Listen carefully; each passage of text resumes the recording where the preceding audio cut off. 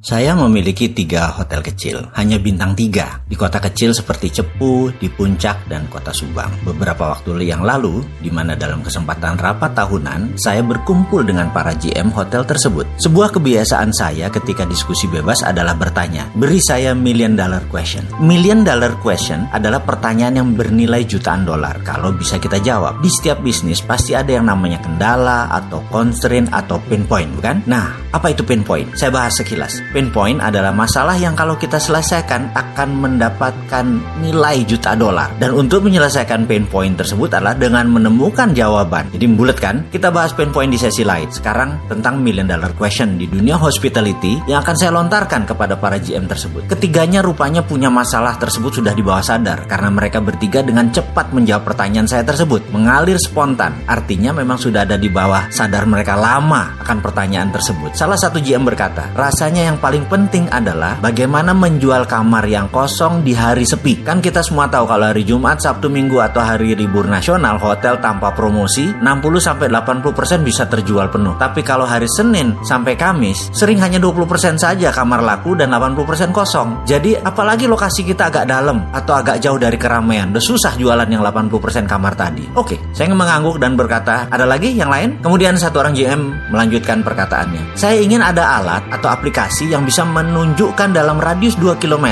dari hotel saya ada berapa orang yang perlu kamar sekarang. Oke, saya bilang. Yang lain lagi, satu orang lagi yang terakhir berkata, pekerjaan anak-anak front desk, ada nggak aplikasi yang membuat mereka bisa bekerja dengan cepat? Karena rata-rata itu adalah 10-15 menitan lah kami melayani tamu di front desk. Kalau tamu tadi ada ngantri aja di belakangnya karena sore hari ada yang masuk kemudian ada yang ngantri di belakangnya, atau malam deh tersering, itu bisa 30 menit. Padahal melalui OTA atau .com segala macam itu malah lebih merepotkan karena data administrasinya ada di kita. Dia cuman good dalam paymentnya saja. Jadi administrasi harus tetap kita kerjakan manual. Mendengar komentar ketiganya, saya langsung berpikir keras seperti kebiasaan kaum introvert yang dicampur kaum intuitif seperti saya. Saya mikir saja. Tiba-tiba klik di kepala saya ada sesuatu yang sepertinya bunyi. Lalu saya berkata, kalau saya bisa jawab ini semua, artinya kita akan dapat $1 million bisnis. Betul? Bertiga mengangguk. Padahal saya ini bukan berbicara pada mereka, saya setengahnya berbicara pada diri sendiri. Begini, kan aplikasi online traveler itu kebanyakan melihatnya dari sisi traveler, bukan dari sisi kalian para hotelier. Bener nggak? OTA, online travel agent, itu kan punya pihak ketiga. Bagaimana kalau saya buatkan aplikasi dari kacamata hotelier sekarang, dari kacamata kita? Jadi ini merupakan hotel platform, hotel yang menentukan segalanya, mulai dari pricing sampai HMS, software atau hotel management system, semua ada di front desk. Bahkan di front desk tersebut jika ada traveler, dia cuma ngasih QR code, dipotret, data pindah dan langsung kasih kunci. Jadi tugas front desk hanya satu. Setelah QR code dikasih tadi, tinggal samakan identitas dia dengan di QR code, lalu kuncinya dikasih. 1 menit selesai. Lalu saya bilang, bagaimana kalau saya siapkan aplikasi di mana kalau traveler cari kamar, nggak usah jauh-jauh hari nyari kamar. Pada saat dia lagi butuh kamar, dia tinggal pencet aplikasinya on di aplikasinya, maka secara otomatis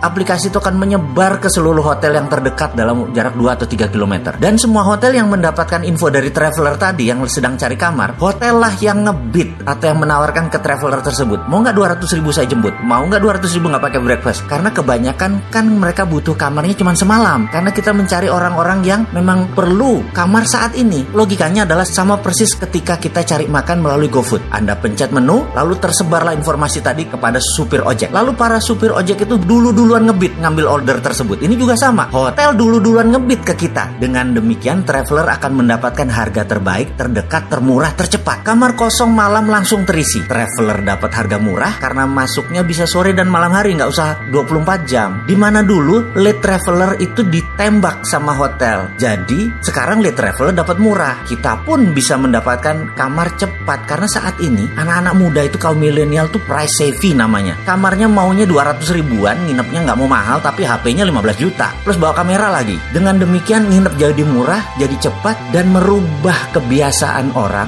bertransaksi melalui OTA. Karena sekarang ini bukan OTA tapi hotel platform. Anda yang nentuin. Bagaimana? Demikian saya mengoceh panjang dan kemudian saya berkata, coba panggil Mas Daf. Mas Daf adalah tim IT saya yang sudah ikut saya lama banget. Banyak aplikasi yang dia buat. Saya bilang kepada Mas Daf, Mas, kita buat aplikasi namanya Get Hotel. Logonya warna biru muda seperti warna klub bola Manchester City. dan ada kuningnya sedikit. Dan kami berenam setiap hari, setiap kesempatan sudah 6 bulan berjalan. Akhirnya kita ketemu sebuah aplikasi baru yang namanya Get Hotel. Kayaknya sudah siap meluncur. Ngomong-ngomong, ada yang minat gabung nggak?